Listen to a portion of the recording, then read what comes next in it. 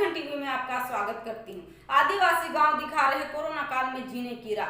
Corona महामारी की इस विपदा में जनजातीय जीवन शैली न सिर्फ आदिवासी गांवों को संक्रमण के खतरे से बचा रही है, बल्कि लॉकडाउन के दौरान सबसे बड़ी जरूरत बनकर सामने आई क्षेत्रीय निर्भरता के अनुपालन की भी तस्दीक करती है।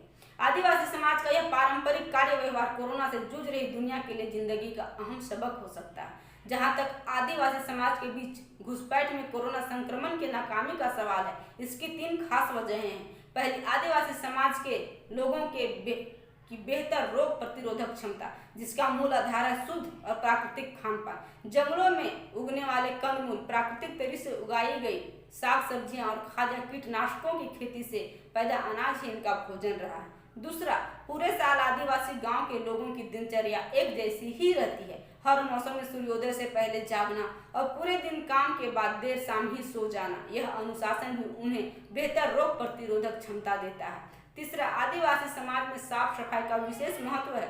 फूस, बांस और मिट्टी के तैयार मकानों में भी सफाई का विशेष ध्यान रखा जाता है। कई पर्व त्योहार भी स्वच्छता के संदेश से सीधे जुड़े हैं। समाज में सफाई की सामुदायिक परंपरा भी रही है। गांव के लोग नदी और जलाशयों को स्वच्छ रखते हैं। आदिवासी समाज के लोगों का बाहरी लोगों से मिलना जुलना काफी कम होता है।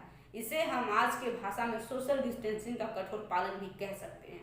गांव में यदि दूसरे इलाके से लोग पहुंचते हैं तो उन्हें पहले पूरी उनकी पड़ताल की जाती है। हर तरह से संतुष्ट होने के बाद ही उन्हें गांव में प्रवेश की अनुमति मिलती है। इस सामाजिक व्यवस्था में उनमें रोग संक्रमण का खतरा बेहद कम रहता है।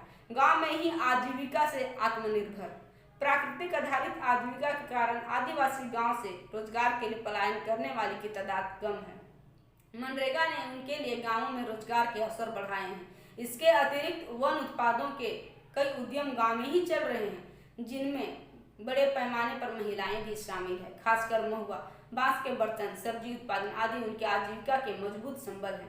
राज्य की सरकार सेवाओं और औद्योगिक इकाइयों में प्राथमिकता पर नियोजन मिलने से भी आजीविका के आधार का विस्तार हुआ है। इसीलिए आदिवासी राज्य में इधर से उधर तो हुए, लेकिन दूसरों राज्यों में पलायन नहीं के बराबर हुआ।